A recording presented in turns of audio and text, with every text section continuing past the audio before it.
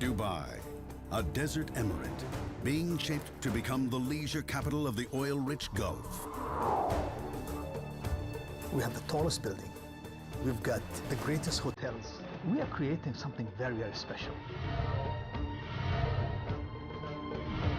A centerpiece of this new Dubai will be a shopping mall designed to outstrip all malls, with 1,200 shops and a slogan as brash as its scale: everything you desire. Completed to a next to impossible deadline. The biggest challenge that we had to face is time. People haven't done anything as this size this quickly before. Riding on its success, a multi-million-dollar price tag, and the reputation of Dubai.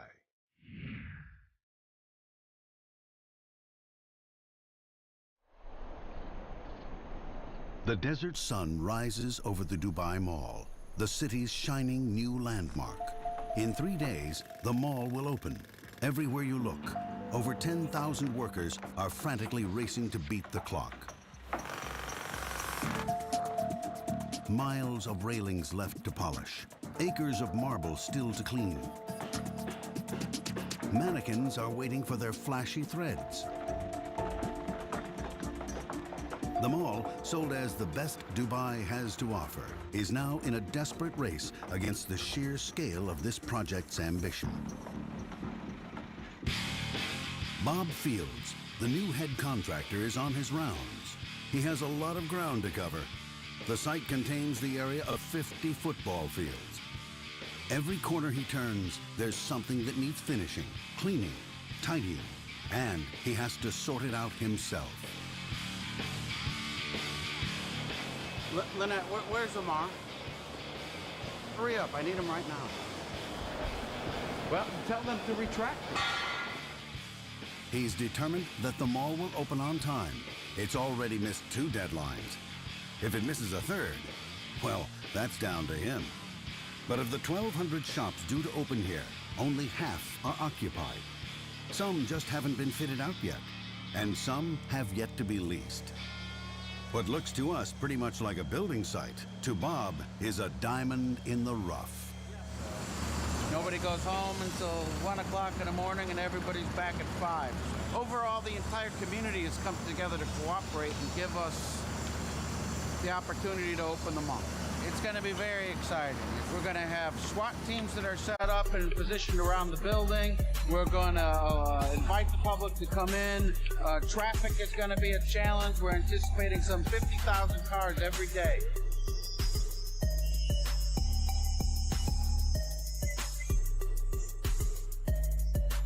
The thousands who thronged the mall when it eventually opened will never know the real story of those frantic final hours. They would have come to see a mall worthy of Dubai. Opulent spaces and shops, row upon row of them. There's a vast aquarium to wonder at, with a massive acrylic viewing panel bigger than any other in the world.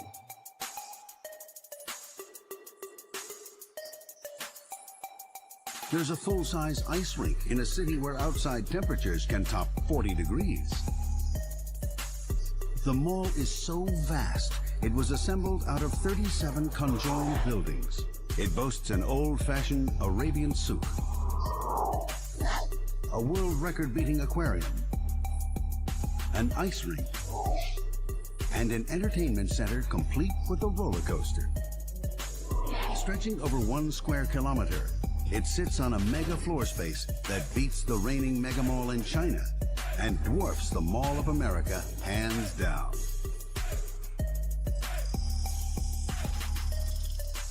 Two years back, and a formerly empty stretch of sand is being turned into this retail palace. The project is badly behind schedule. Going by best laid plans, it should have opened by now. Angeline Chan, chief architect, is on one of her regular visits to the huge spaces that she's helping to create. Future ceiling heights for the tenants. Let's go see the precast panels. It's bigger than anything she's yet done. Probably the job of her career, with some touches she's particularly proud of. I think my personal favorite spaces in the whole mall are all the atrium spaces. The atrium spaces, the 3-story high corridors, even at this stage, when you walk around the mall, and finishes aren't even in yet, but you can feel the majestic spaces that surrounds you. I'm just left in complete awe. There's no time for her to relax and enjoy the view, though. Every time she comes here, there are technical challenges to be faced. The knottiest problem, to get column-free roofs over the vast atrium in place on time. So what's the contractor promising us now? You're probably looking at about February next year for this. The biggest challenge that we had to face is time. We're given the task of building this mall in 28 months. Months behind the original schedule. It's not just the open halls that are causing problems. The whole design is throwing up challenges for the architect. The complex has been designed as 37 separate buildings. Local codes say all structures must hold up against earthquakes up to 5.5 on the Richter scale. So each building is reinforced by sheer walls that withstand lateral force. A side-to-side motion won't bring it down. A 100-millimeter gap between each building not only allows for expansion in the desert heat, but if one should fall in an earthquake, it won't bring down any others with it. While Dubai does not stand in a high-risk area for earthquakes, the disaster in Bam in nearby Iran was felt even here. In 2003, that devastating quake left 43,000 dead, 30,000 injured. Many perished as buildings collapsed. In Dubai, no one is taking any chances. More than anyone outside the royal family, one man is responsible for the shape of modern Dubai. The Director General of the Department of Economic Development, Mohammed bin Ali Alabar, known universally as the Chairman. Everyone on the Dubai Mall project answers to him. So you can give me a discount. Our rates compared to them is very reasonable. We will work together. I appreciate it. I will do all your rates I need open your book. help. Open book. I'll do open book with you. Fair? Fair. Open. But the chairman is nothing if not a hands-on boss. It means he comes up with changes to the design. Today, he's not too pleased with the fountains he's paying top dollar for. Last week we had to kind of decide that, you know, we are taking some walls out, some water feature that, in my views and my management view, that was obstructing fountain views. We are putting beautiful restaurants overlooking this $100 million fountain. Can you please take the wall down and let them see the fountain? Simple. The first reaction is, it's very, very painful. And there's always a deadline to chase. So it's never an easy task. I like to get involved in sometimes in some of the design element, which maybe I'm a little too involved, to be honest with you. Well, his involvement here is one that will reshape Dubai. Next to the mega mall, he's also set his architects challenges that include the world's tallest skyscraper. We are creating something very, very special in this area. We have the tallest building. We've got the greatest hotels. It's going to be something that people recognize us. So what the chairman wants, the chairman gets. Back at the site, Angeline has to break the news to the construction head, Jim Scobie. We've been looking at this for about 6 weeks, 2 months. So it's been 6 weeks? What we'd like to do is, if we can go ahead and redesign this quickly and get it to them. Okay. So the next time we meet Sistra... For a minute there, it sounded like a plan. Oh, really? But there's a catch. Okay. Whatever we design, and we're probably coming up with 3 alternatives, has to be presented to the chairman and all that. Angeline tries to make light of it. No, just do it in between the piers or something. I mean, She always finds a way to make the changes the chairman asks for. So it might be some sort of lightweight canopy structure. And you just hang around here, you sip coffee, you listen to the water, this nice sound, and then birds chirping. Today is a good day. Everyone politely goes along. Pretty much on the impossible task. People haven't done anything as this size this quickly before. And if this wasn't enough, there's a sandstorm approaching.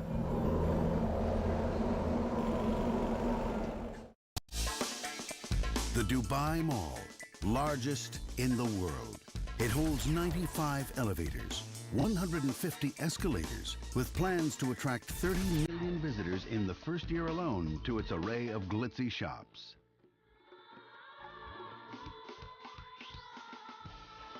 At its center is the aquarium with 400 sharks. In total, more than 33,000 marine creatures can be viewed through a panel so large, it's in the Guinness Book of World Records. The chairman made sure of that. The size is, it's important, but it doesn't really shake me. But yes, I want to know how big it is, what's in there, how many species. So you see, we've got 33,000 species in this thing. We've got 400 sharks. Say, okay, now we're talking, The task of constructing this monster mall has been an epic. It's still nowhere close to opening day. Every day, the night shift of 2,500 workers heads for some well-deserved rest. The day shift of 10,000 workers picks up its tools. It's tough work in the raging heat of the unforgiving sun. Temperatures in the desert emirate can hit over 40 degrees in summer. Heat exhaustion is an ever-present danger, especially for a foreign workforce, acclimatizing to the local weather and the demanding schedule. Currently now, the work on site doesn't stop at all. It's 24/7, 24 hours a day, 7 days a week, during summer, during winter.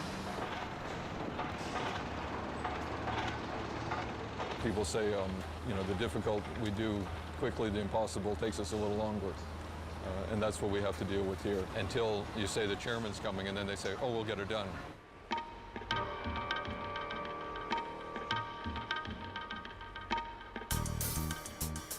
The chairman, Mohammed bin Ali Alabar, is responsible for some of the shiniest new buildings in Dubai. And today, he's coming to the mall for a viewing. He likes to be hands-on. For them, please. Again, I need someone to trim these palm trees around the square. Still, dead leaves are hanging. Yeah? Okay. And I'm very bad. I pick bad things easily with my eyes. On another trip, he noticed the colored panels on the facade of the Gold Souk were not to his liking. I think it was maybe a little too dark. So I said, these shades are not matching from the main road. I said, it will reflect badly on us. I think they had to take the panel down and probably replace. Once it's completed, the mall will open onto a boulevard on the scale of Paris's Champs-Élysées. Now the chairman wants to see how the grand entrance to the mall is progressing. He wants to be sure it'll make the right impression. Obviously, his arrival is treated as a bit of an event, and he's ushered to the high atrium just inside the main entrance. It's going to be a highlight.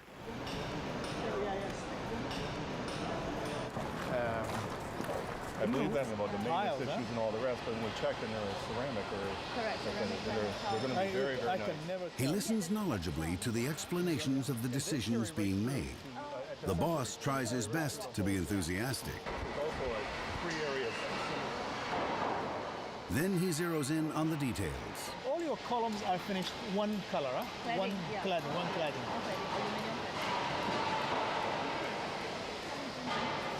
Okay. Thankfully, he doesn't notice anything he absolutely has to change. I think a little bigger would have been also okay. Building 11, 12, we are at building 10, building 15, 23, 26. And this is just amazing.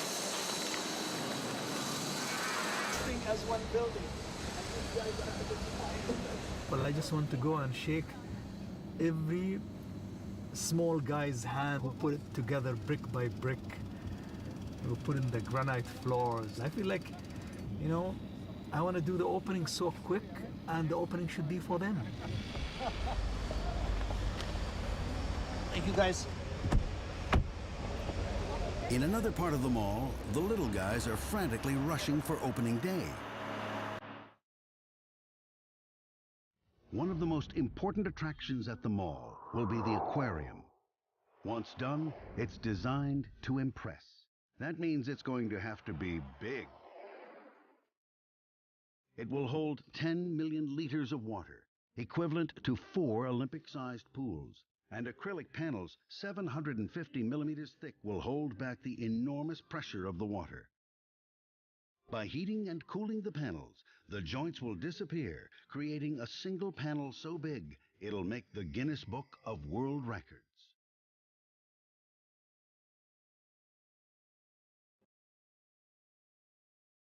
The centerpiece of the aquarium will be a transparent tunnel 48 meters long. Sitting at the tank floor, 10 meters down, it will be subject to immense pressures. Iron rings help to keep its shape. It has used up the entire supply of acrylic from 2 factories for a year. It's had to be precision manufactured in 4 massive pieces. And each giant piece weighs 32 tons and is extremely fragile. So moving them requires care. A single wooden rolling jack is called in. The plan is to hoist the tunnel in, roll it along, and place it in position. Sounds deceptively simple. The aquarium is the one that we're all nervous about. If something goes wrong, the lead time to fix it means going back to the manufacturers. They're in different countries and they're many months away from reproducing and reissuing. See the play gap inside in the wheel? It's all done under the watchful eye of manager Peter Knapp. It's the first time anyone here has attempted anything like this. Everything is done in slow motion. Even with something as large as this, there's little margin for error. The skilled workers build up the supports to level the jack before it inches up to take the weight of the tunnel. The tunnel lifts into the air all right, but soon the crew spots something. The tunnel is distorting under its own weight. The pressure has forced the sides to curve inward. If they set it down now, it will shatter. My worst nightmare is if it were to fall and it breaks. They're building this in the States. They have a fabrication time of a number of months. It takes a number of weeks to get here. Because we have to bring the tunnel back in, there are things outside that cannot be done until the tunnel section is here. So the entire project, or part of the entire project, is going to be delayed for half a year to a year. Dubai's not shy about flaunting its extravagant projects, such as the world's biggest man-made island, the Palm Development, home to many of the world's rich and famous, and some of the highest property prices. Oil money has been pumped into the famous Burj Hotel. Now the mega mall is rushing to join a Dubai being rebuilt for a day when the oil money runs out. And as always, no innovative job is without risk of delay, even if it's from a simple sandstorm, which cuts down work to the bare minimum.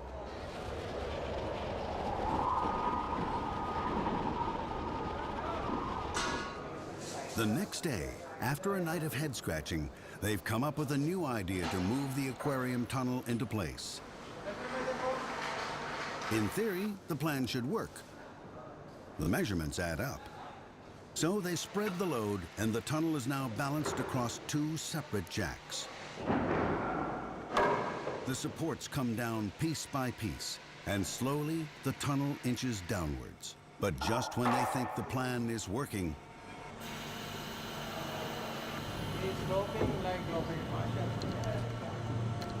the crew notice that the jacks are out of sync, and their load is coming down at an angle.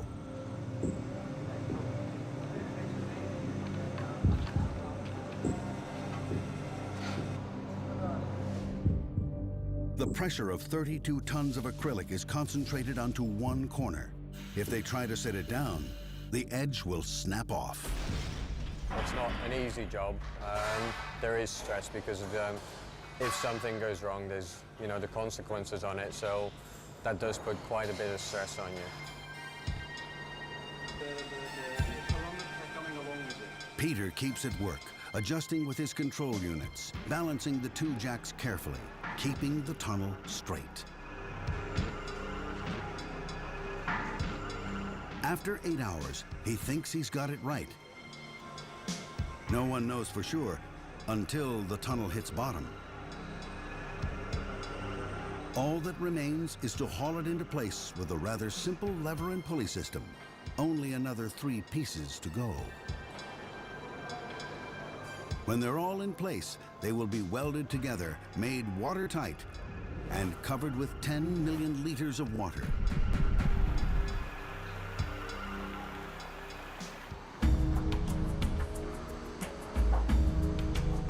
While the aquarium is taking shape, architect Angeline is focusing on another of the chairman's ideas, an Olympic-sized ice rink.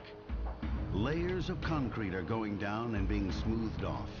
Even at this level, below the surface, bumps will mean uneven ice. Angeline has come back to talk the roof through.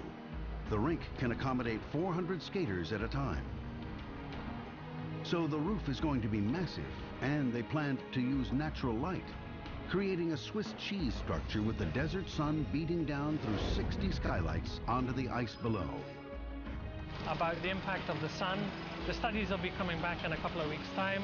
I think the worst case scenario is that we may have to introduce film to just take maybe 5–10% of the direct sunlight off. The sheer heat could be a problem for the ice.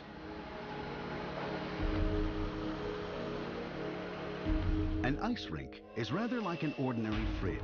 Pipes are laid through the concrete. Cold glycol will be pumped through them from refrigeration units. This will freeze the concrete, and then the ice will be built up on top of it, layer by layer. But having skylights above means the ice must be kept 2 degrees colder than a rink in a temperate climate.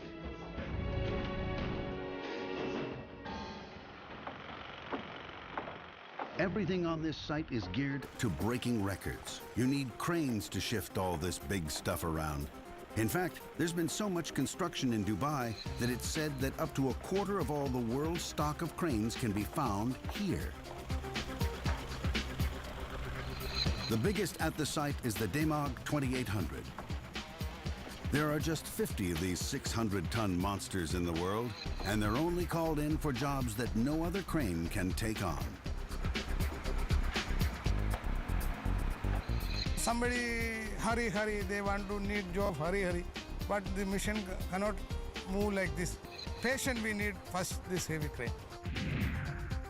George and his Demag have been called in today to start lifting the pieces for the roof of the entertainment complex.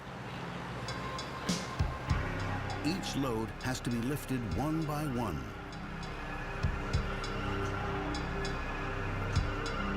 A job which requires all the patience and experience George has gained in his 26 years with his crane.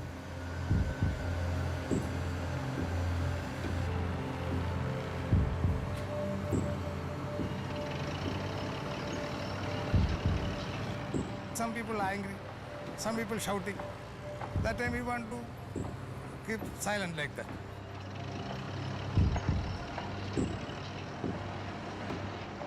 The roof of the entertainment center will be put together like a giant jigsaw puzzle. Supporting a huge span with no columns below is difficult enough. But this roof has thousands of pipes, beams, nuts and bolts.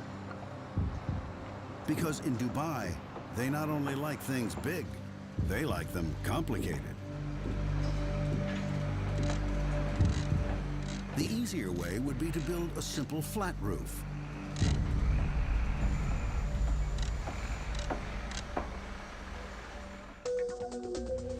But this will have an undulating design,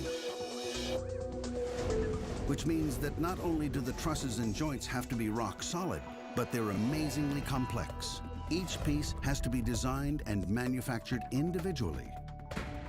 Of course, the design was a special request from the chairman. I think you should have a little bit of taste, so now we want to do something better, want to do something creative. And the entertainment roof is just one of 69 roofs that will come down over the mall.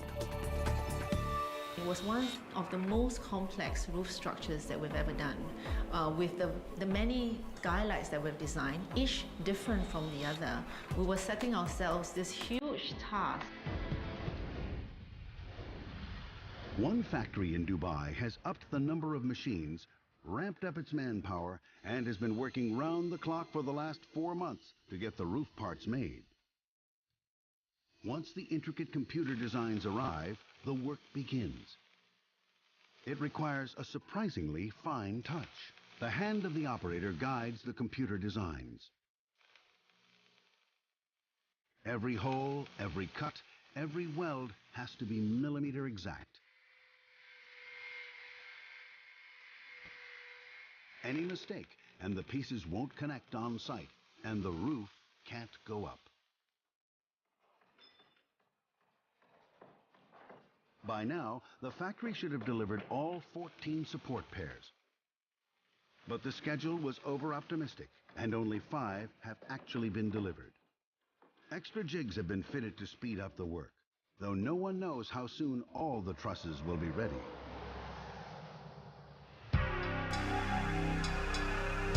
Back on site, the trusses are delivered, and despite all the efforts of the engineers, they are proving hard to fit. And the structural engineer that designed it is saying it has to be dead on, we can't move anything. And the construction engineer is shrugging his shoulders at me saying, I can't build it.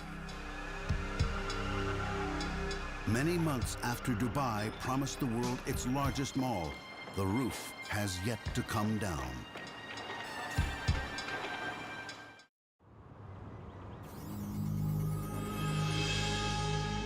For centuries, Dubai has been a trading post.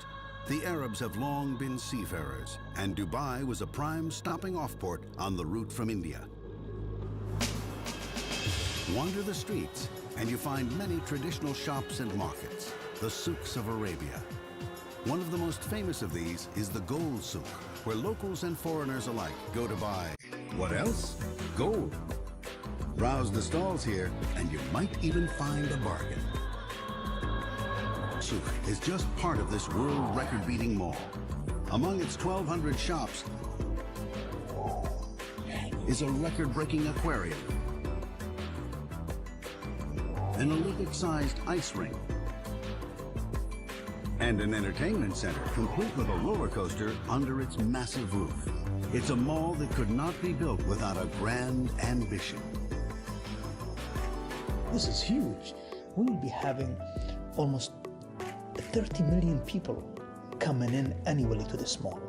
So my challenge was still and then is that how can I bring people with maximum comfort and let them go home with maximum comfort, which is a challenge personally for me. For people to come to this mega mall and make it worth building in the first place, it's going to have to be a pretty special experience. So the chairman was very careful in his choice of architects. Angeline Chan heads a team of architects on this project. They started with just 6, but now... At its peak, we had about 90 architects on site. The job they had, to make the mall function at a human level. Not easy, and this job was left in the hands of one of her team members, T, an expert in getting people around large buildings without getting lost. Dubai Mall is basically like, a huge quadrant, so that's the circulation area that you move around. The loop keeps shoppers moving through the mall. With no side alleys and narrow passageways, people won't get lost and can spend their time spending money.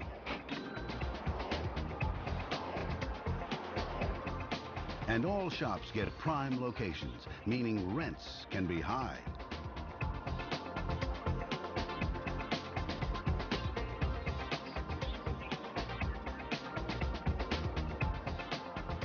For the less intrepid shopper, the architects also designed a shortcut through the loop. This leads past the aquarium, a landmark to help shoppers keep their bearings. The architects also resorted to a tried and tested trick. Big spaces like anchor tenants, we try and put it at, like between the extremities of the shopping mall so that whatever shops in between will benefit from the traffic traveling between these two malls. Simple signposting is enough to guide the shoppers from one atrium to another, and there's always something to look at.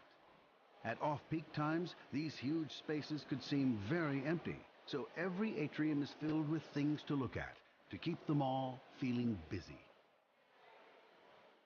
To tempt people to stick around, the prime way of doing this is strategic positioning of food and beverages, places to eat and drink for you and me. You try and put them where you can have like nice views or where you can actually spill out into the open areas. Outside the mall, when the desert heat is less intense at night or during winter, the chairman's multi-million-dollar fountains have been designed to keep the diners lingering and tempting them to come back.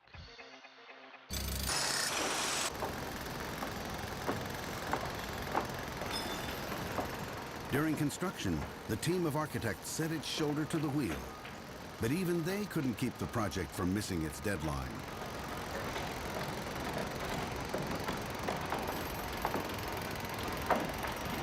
Months past the mall's original date for opening, and the roofs are still only going onto the individual buildings, each one different and bringing its own headaches with it.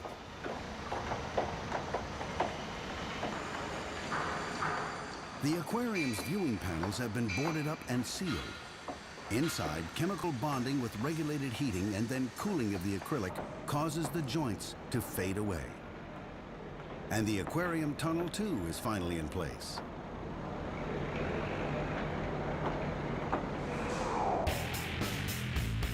In the meantime, the lead contractor has changed.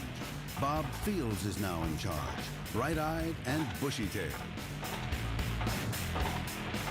Hey, Hank, can you send somebody over to tenant space GF110 and have the graffiti removed from the wall? By the structural steel's just been completed, so we're going to be cladding it and putting glass in it shortly.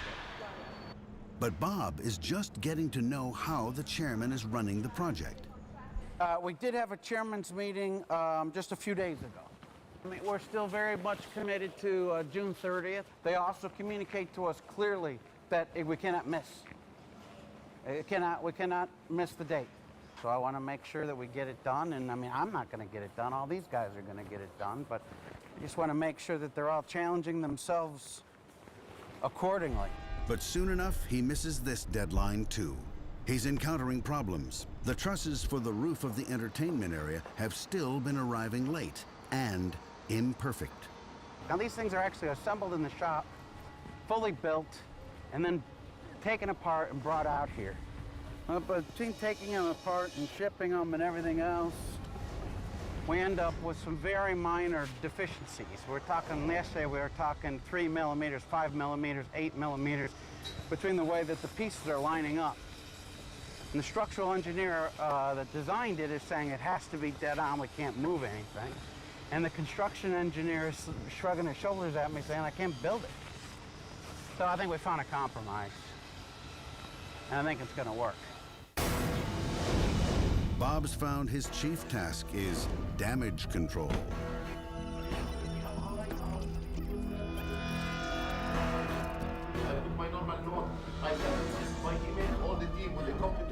If a guy has an issue, he needs to come because that's where the rubber hits the road. And that can mean banging heads together. You guys are all grown-up professionals. You know exactly what we're talking about here. All this little conversation is for the third time. Through threats and persuasion, the mall slowly gets completed. Bob's team has come up with ingenious ways to meet the deadline. They have set up a workshop within the site to make the fiberglass facade that'll cover them all. So supplies are always at hand. But even as the finishing comes up, new complications set in. Everybody has to be very careful while moving in there. We don't need any damage to this because once you damage it, means that we're gonna rip down. You hear this? You hear what he's just saying? A lot of times guys will come, a guy will come into a meeting and he'll represent that everything's a problem. All the floors can't go in, all the ceilings can't go in. By the time you settle him down and nail him down, you find out there's 2 or 3 issues. The goal that I set for finishing in June is absolutely obtainable, and we will obtain it. An optimist is the difference between an optimist and a pacifist, or somebody that's negative, is going to be whether they understand what the work is. So after months and months of war rooms, the facade goes up, the roofs come down, the mall slowly gets ready. There's 170 escalators in the building. For the 30 million expected to descend on its stores in the first year alone, acres of marble and glass begin to dress the bare concrete. The souk is given its expensive finishing touches.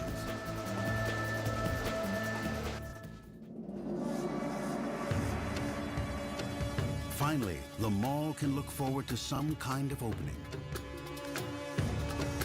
It's been an epic struggle, but with one last effort, the biggest mall in the world should be able to fling open its doors in just 3 days.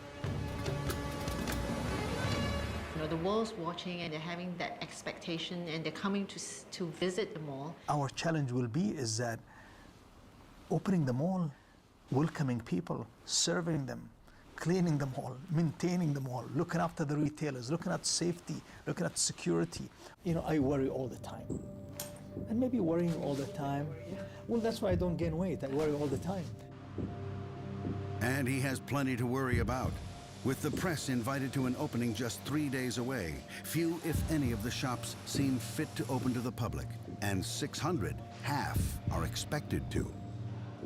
Even the Gold Souk, the mall's pride and joy, seems a long way from being ready. But the gold-colored panels the chairman wanted changed has been done, even if the boulevard isn't quite looking like the Champs-Élysées yet. But in any crisis, there's always the optimist. There should be a truck coming in to clean the drive one last time. The water features, of course, working.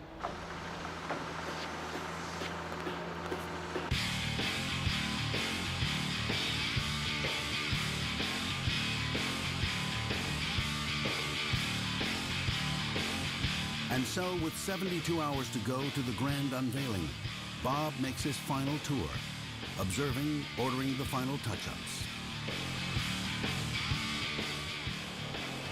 Lynette, where's Amar? Hurry up, I need him right now. Well, tell them to retract it. At the ice rink, the Swiss cheese skylights have come in. But the final layer of ice is still being slowly, painstakingly frozen.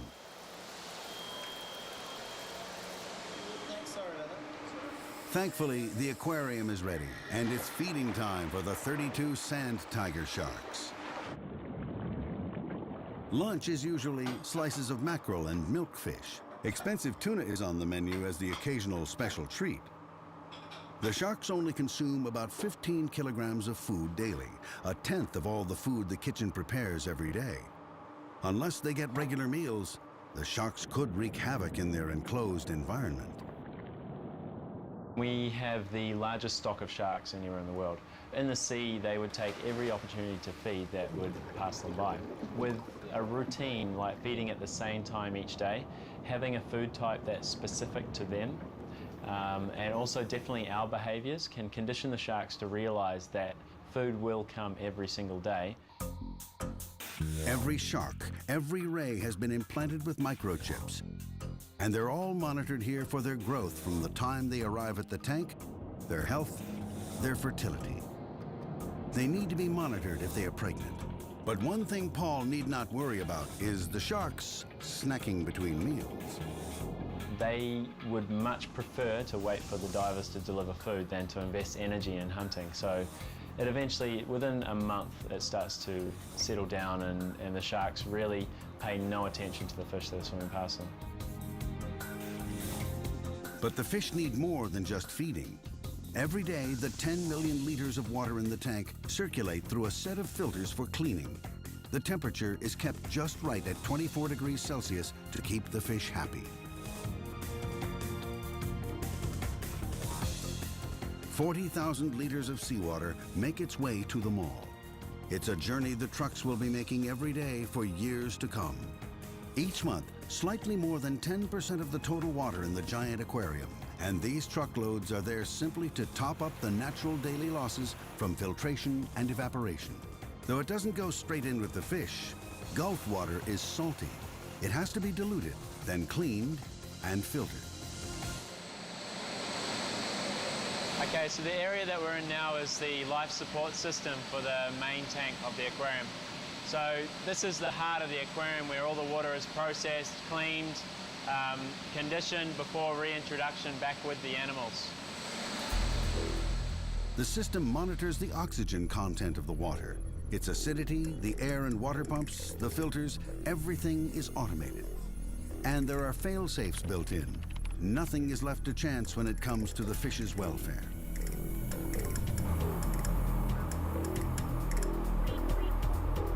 So if, let's say, a pump was to fail down in the basement, and that pump was responsible for sending new seawater to the aquarium to top it up when we lose seawater through our foam fractionators. Now, if that pump fails, then it will send me a SMS alert in case I'm outside my office, and it'll also send an alert to this office. With everything running smoothly, the aquarium looks set to be the highlight of the mall opening.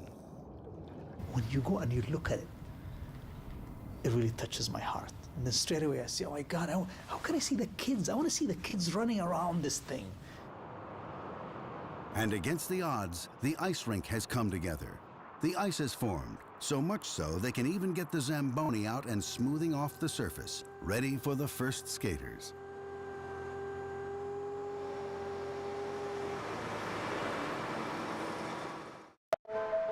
And so, it's finally the night before the opening. 12 hours and still a million things to do. One more night passes in Dubai, the city on the Gulf that never sleeps. Then the day itself dawns, the day of the opening. Inside the mall, the aquarium is getting a Guinness Award for the largest viewing panel.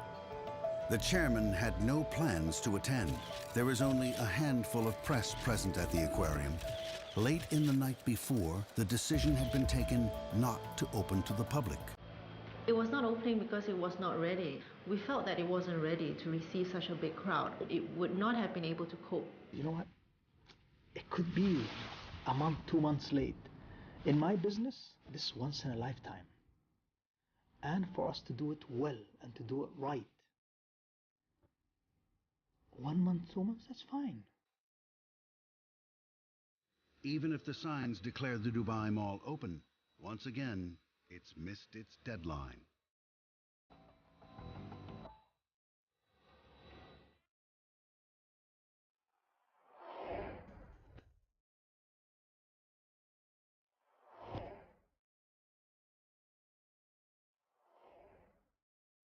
Six months after the abortive opening of the Dubai Mall, the biggest in the world, and a steady flow of traffic shows that it has officially opened to the public. Thousands every day.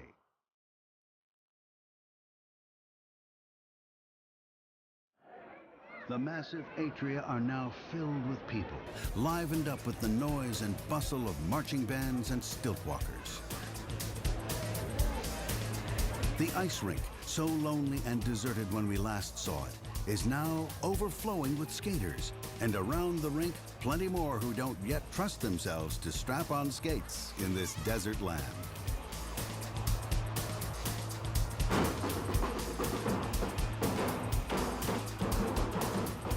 Most importantly, the shops that have opened seem to be doing brisk trade, just as planned. Women in this region are different than the Western world. They don't go to baseball games, they don't go to tennis games, they don't participate in sport like water river rafting or mountain climbing. So shopping is a very serious issue in this society.